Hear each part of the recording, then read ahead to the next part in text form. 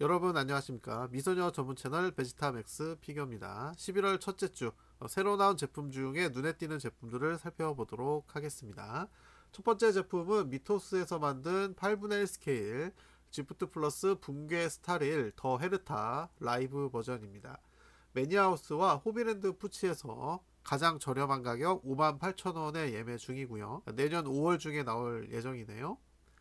처음 시작할 때 주는 4성 캐릭터 헤르타가 아니고 나중에 따로 뽑아야 되는 5성 캐릭터입니다. 개인적으로 이 캐릭터를 뽑지는 못했어요. 재화가 부족해서. 음표를 연상시키는 이런 특이한 황금색 받침대, 이런 조형의 가격이 겨우 58,000원.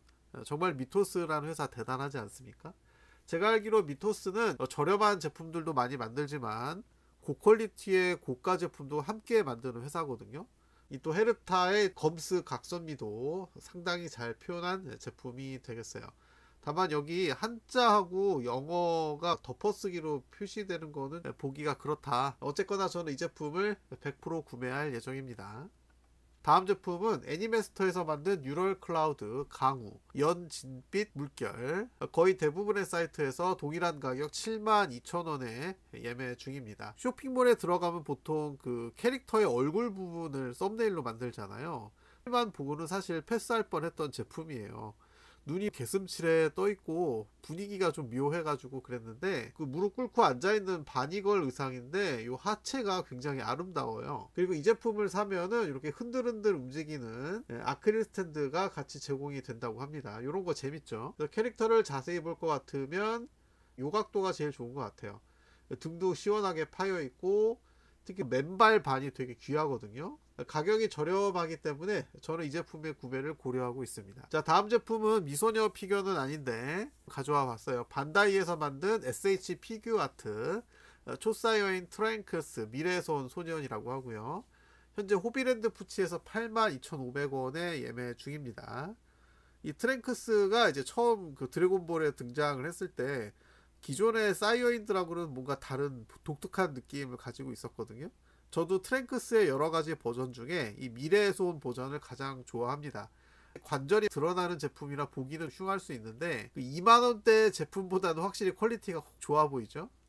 우리나라에 반다이 남코 공식몰이 있기는 한데 공식몰에서는 이 제품을 9만원에 예매 중이에요. 공식몰이 아니라 딴 데서 더 저렴하게 팔고 있으면 굳이 공식몰을 이용할 이유가 없잖아. 장풍을 쏘는 자세, 칼을 휘두르는 자세, 그리고 돌아온 프리저를 이제 끝내기 한 방 했던 자세, 이것도 구현이 가능하고 변신 풀려가지고 머리카락이 다시 연보라색으로 돌아온 이런 모습도 구현이 가능하다고 하네요. 제 아이디에서 눈치채시겠지만 저는 원래 베지터를 좋아하는 사람이에요. 한동안 드래곤볼에 엄청 빠져있다가 지금은 이제 미소녀 장르로 갈아탄 상태인데, 그럼에도 드래곤볼에 대한 미련이 남아있기 때문에 트랭크스 피규어가 현재 하나도 없기도 하고요. 좀 끌리긴 합니다. 자, 다음 제품은 사실 요번주 제품은 아닌데요. 자, 에이펙스 벽라망로 스트라스부르 요정이 춤추는 서킷 버전이고요.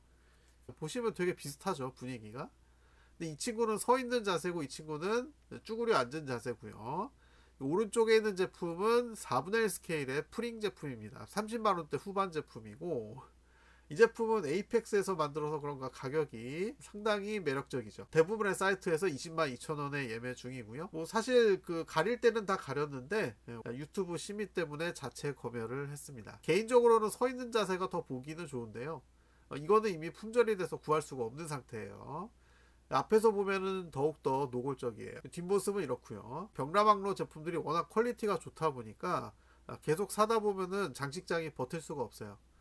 과감한 결단을 내려야 됩니다. 얘를 사는 대신에 다른 피규어를 포기할 것인가, 아니면 다른 피규어를 포기하면서까지 이 제품을 살 것인가, 여러분의 결정에 달려 있습니다. 자, 다음 제품은 하비사쿠라 승리의 여신 니케 그레이브 뷰티풀 유. 저 뷰티풀 유를 띄어서 쓰는 데도 있고 붙여서 쓰는 데도 있으니까 검색하실 때 참고하시고요. 뷰티풀이 아니라 뷰티풀입니다. 매니아하우스와 히어로타임에서 통상판은 209,000원, 디럭스판은 23만원인데 디럭스랑 통상판을 나누는 기준은 이 테피스트리를 주느냐 안 주느냐 차이예요.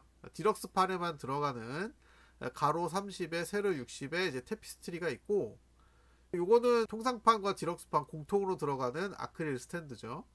사이즈가 높이가 15.5cm, 너비가 5.7cm, 두께는 3mm라고 되어 있습니다.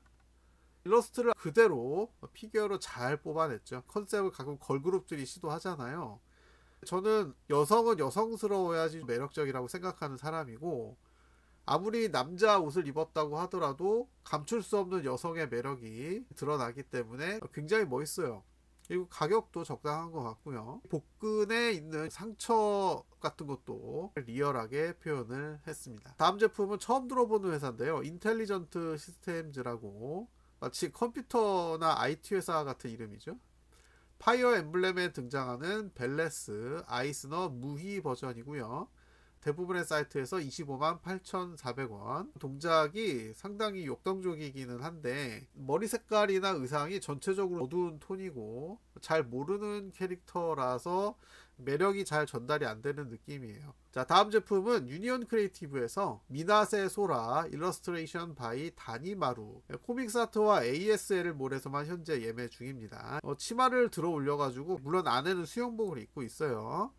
근데도 자세가 너무 도발적이라서 자체 검열을 했습니다. 앉아있는 자세이기 때문에 높이는 15.5cm로 낮은 편이에요. 이번에 보실 제품이 바로 이번 주 가장 핫한 제품이 아닐까 싶습니다. 자, 미토스에서 명일방주 엑시아 더 뉴 커버넌트 2정예화, 원래는 2차 정예화라고 써야지 정확한 것 같은데, 매니아하우스에서 33만 9천원에 예매 중이에요. 뒤에 있는 받침대라고 해야 되나, 의자라고 해야 되나, 여기 총이 이렇게 막 전 방향으로 박혀 있는데, 드라마 왕좌의 게임에 나왔던 그 칼이 잔뜩 꽂혀 있는 그 의자가 연상이 되네요.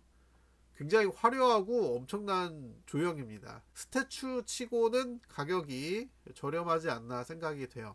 높이가 무려 35.7cm나 되는 고퀄리티의 제품이 되겠습니다. 곳곳에 디테일이 잘 살아있는 제품이고요. 명일방주가 꽤나 오랫동안 인기를 끌고 있네요. 아시는 분 아시겠지만 그 디펜스 게임이에요. 캐릭터를 배치를 해서 특정 시간 동안 몰려오는 적들을 틀어 막아야 되는데, 뭐 스타크래프트로 치면은 입구 막기 뭐 그런 걸로 보시면 되는데, 막는 게 쉽지가 않아요. 이 피규어를 사면은 아크릴 키체인이 들어가 있다고 하네요. 자, 다음 제품은 애니플렉스 86가요 저기 왼쪽에 나무위키 캡처를 해놨는데, 라이트 노벨이고요. 밀리터리 SF 장르라고 나오네요. 이 작품에 등장하는 레나라는 캐릭터인데요, 사실 작품 이름이 단순히 숫자로 나와 있고 캐릭터 이름도 레나라는 너무 흔한 이름을 쓰고 있어서 검색이 쉽지 않은 제품이에요. 캐릭터는 아주 이쁘게 뽑혔는데, 한 가지 아쉬운 점은 얼굴이 좀 뚱한 표정이라는 거죠. 뒷모습도 상당히 날씬하고 예뻐요. 자, 오늘의 마지막 제품이고요. 카도카와에서 만든, 가끔씩 툭하고 러시아어로 부끄러워하는 옆자리의 아랴양 웨딩드레스 버전이고요. 현재 천사건담에서만 유일하게 예매 중이고요. 가격이 31만 1,800원으로 상당히 비싼 편이에요. 역대급으로 갱신을 해가지고 제 눈에는 웨딩드레스를 입은 캐릭터 중에 제일 예뻐 보입니다. 아랴양은 어떤 피규어로 나오든 간에 다 이쁘게 나오는데, 이 캐릭터를 좋아하시는 분들은 이 제품을 사지 않을 수가 없을 것 같습니다. 그리고 부캐로 들고 있는 해바라기 같은 경우에는 당신만을 바라본다라는 꽃말이 있는 걸로 알고 있어요. 근데 결혼식에서 해바라기를 쓰는 경우는 한 번도 못 본 것 같아요. 두 가지 공지사항이 있습니다. 피규어 제품이 이제 2개가 도착해가지고 리뷰를 올릴 건데요, 그것 때문에 이번 주도 중고 피규어 소식을 쉬어야 될 것 같습니다. 촬영하고 뭐 녹음하고 하는 거는 시간이 얼마 걸리지 않는데, 편집하는데 시간이 상당히 오래 걸려요. 주말이 다 가버리거든요. 그래서 두 번째 공지사항이 뭐냐면, 이 채널에 부운영자를 모집을 할 거예요. 지금 방금 말씀드린 중고 피규어 소식을 저 대신에 영상을 만들어 주시면 됩니다. 중고 피규어를 자료를 정리하고 녹음한 다음에 편집까지 끝난 거를 저한테 보내주시면 제가 대신 업로드를 시켜 드릴 거예요. 지금 제 채널이 아직 수익이 나지는 않고 있기 때문에 제가 드릴 수 있는 거는 한 달에 5만원 정도예요. 제 사비를 털어서 드리는 거거든요. 한 달이 5주 정도 되니까 5개 정도 영상을 만드는데 5만원이다. 말도 안 되게 건비가 야박한 수준이죠. 나중에 제 채널이 잘 돼서 수익이 나기 시작하면 그때는 부운영자분에게 수익을 일정 부분 나눠드릴 생각입니다.